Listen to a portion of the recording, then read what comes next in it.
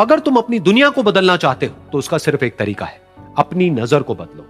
ये दुनिया तुम्हें वैसी नहीं दिखती है जैसी कि ये दुनिया है। ये दुनिया तुम्हें वैसी दिखती है जैसे तुम खुद हो। जिसकी नजर जैसी है उसके लिए ये दुनिया वैसी ही है। एक बार की बात है, एक बहुत बड़ा नेता एक साधु के छोटे से आश्रम में गया, क्योंकि उसने बहुत सुना था उस साधु के बारे में, और उसके मन में आया कि मैं एक बार जाकर के देखता हूं कि लोग इतनी तारीफ क्यों करते हैं उसकी। तो जब वो उस आश्रम में गया तो वहां पर एक छोटा सा कमरा था जहां पर एक कालीन बिछा हुआ था। वहां पर कुछ लोग बैठे हुए थे नीचे और साधु जी सामने बैठे हुए थे। कुछ सवाल जवाब चल रहा था। तो जैसे ही वो अंदर गया, वो अकेला नहीं था, उसके साथ में 4 बॉडीगार्ड्स भी थे। और उसको ये आदत थी कि जहां पर भी वो जाता था लोग अपनी जगह से खड़े हो जाते थे, उसकी तरफ देखते थे, हाथ जोड़ते थे, अपना सर झुकाते थे। लेकिन यहां पर ऐसा कुछ भी नहीं हुआ। साधु ने उसकी तरफ देखा तक नहीं, क्योंकि वो साधु किसी के सवाल का जवाब दे रहे थे। लेकिन नेता को इस बात पे गुस्सा आ गया। नेता को लगा कि ये मेरी बेइज्जती है। तो उस नेता ने साधु की बात को बीच में ही काटते हुए थोड़ा गुस्से से कहा, मैं आपसे कुछ कहना चाहता हूं। साधु ने उसकी तरफ देखा और बोले, आप थोड़ी देर रुकिए, पहले मैं इनके सवाल का जवाब दे लूं, उसके बाद में मैं आपसे बात करूंगा।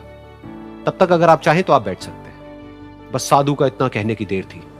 नेता का चेहरा गुस्से से लाल हो गया और फिर उसने अपना सारा गुस्सा उस साधु के ऊपर निकाल दिया।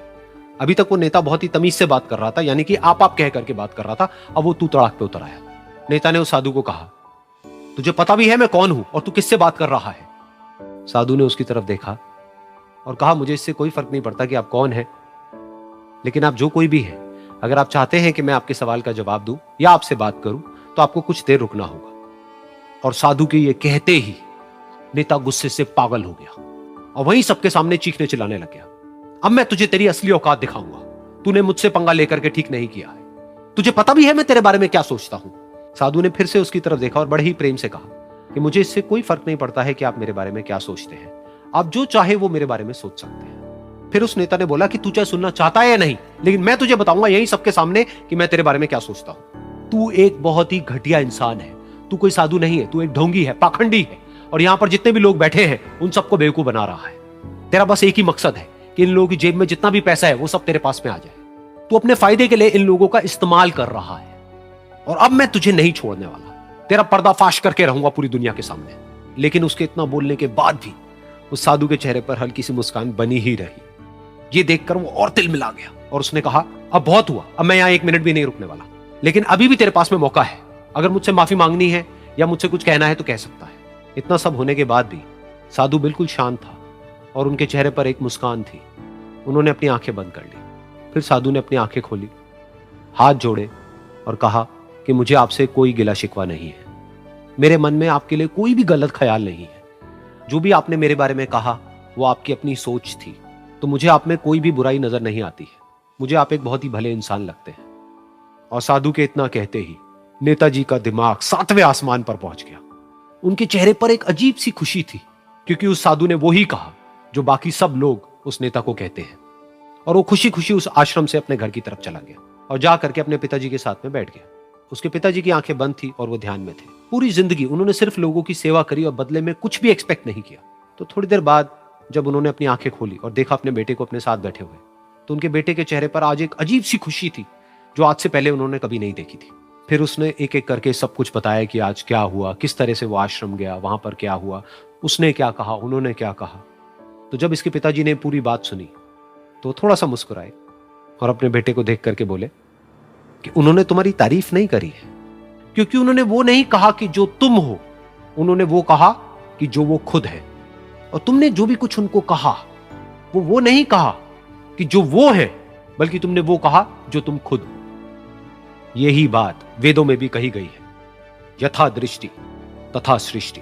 ये दुनिया तुम्हें वैसी नहीं दिखती है जैसी कि ये दुनिया है। ये दुनिया तुम्हें वैसी दिखती है जैसे तुम खुद हो। जिसकी नजर जैसी है उसके लिए ये दुनिया वैसी ही है। तो अगर तुम अपनी दुनिया को बदलना चाहते हो तो उसका सिर्फ एक तरीका है, अपनी नजर को बदलो। इस दुनिया में बहुत सी भाषाएं बोली जाती है। इन सारी भाषाओं में सबसे मीठी भाषा होती है मतलब की भाषा। अगर आपसे कोई बहुत मीठा बोलने लगा ना, समझिए कि कहीं ना कहीं मतलब छुपा है। मतलब की भाषा बहुत होगी यहाँ पे। लेकिन ये जुबान जो है ना आजकल बहुत खतरनाक हो गया।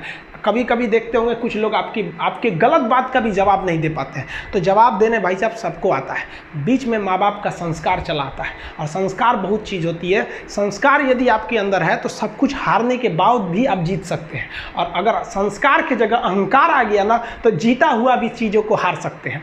कमज़ोर व्यक्ति ही दूसरे काम का बदला लेता है, लेकिन जो ताकतवर होता है वो माफ़ कर देता है। लेकिन जो बुद्धिमान व्यक्ति होता है वो इग्नोर कर देता है, नज़रअंदाज कर देता है और बच के निकल जाता है। क्योंकि अगर कोई व्यक्ति आपको पहली बार धोखा दिया तो इसमें उस व्यक्ति का गलती है, लेकिन वही व्यक्ति अगर दोबारा धोखा दिया तो इसमें आपकी गलती है। सबसे समझदार होकर चलिए और मिजाज में कुछ सख्ती भी रखिए। लोग पी जाते अगर समंदर खारा नहीं होता तो थोड़ा सा सख्ती भी बना के रखना चाहिए। इस दुनिया के कुछ दस्तूर हैं, आप किसी के लिए कितनी भी भलाई कर दे वो याद नहीं रखेगा, ये दुनिया का दस्तूर है। और आपकी गलती को कोई भूलेगा भी नहीं, इसे आप बुरा नहीं मानिए, ये दुनिया का दस्तूर है, इसे आप चेंज नहीं कर सकते। जैसे सूरज पूरब से निकलता है वैसे ही ये चीज़ें होंगी।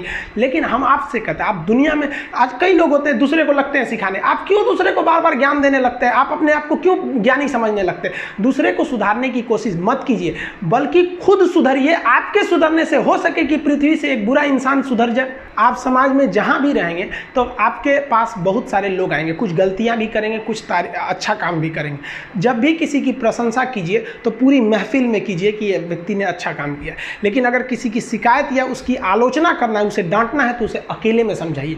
और डांटने के बाद उसमें इस तरह से कर दीजिए, उसमें प्रशंसा मिला दीजिए। कोई गलती कर दिया, मान लीजिए आपका छोटा भाई नहीं पढ़ाई किया, गलत कम नंबर लाया, तो उसे डांटिए कि, लेकिन अकेले में डांटिए कि इतना कम नंबर क्यों लाया। फिर उसे उसी में एक पॉजिटिवनेस जोड़ दीजिए, तुम्हारे में इतना मेहनत, हम इसलिए डांट रहे हैं कि तुम कर सकते थे लेकिन क्यों नहीं किए। मतलब आप केवल इसे निगेटिव मत बोलते रहिए। और किसी भी रिश्ते को अगर बिगाड़ना है ना, चाहे कितना भी गहरा रिश्ता क्यों ना हो, उसकी कमियों को डेली कोंचते रहिए। तुम ये किया, तुम ये किया, तुम ये किया। यार दुनिया का कोई रिश्ता चौपट हो जाएगा। गलतियां सबसे हो जाती हैं, लेकिन दोबारा गलती नहीं होना चाहिए। जब भी किसी की आलोचना करिए तो उसमें एक छोटी सी प्रशंसा जोड़कर ही उस आलोचना को खत्म कीजिए कि शुरुआत तो डांटने से किए थे, बाद में उसका हौसला बढ़ा के हंसी मजाक में उसे निकाल दीजिए, बीच बीच में उसे फिर एहसास दिलाइए, लेकिन बार बार कमियों को नहीं। जो वो सब्सक्राइब का बटन है ना, उसको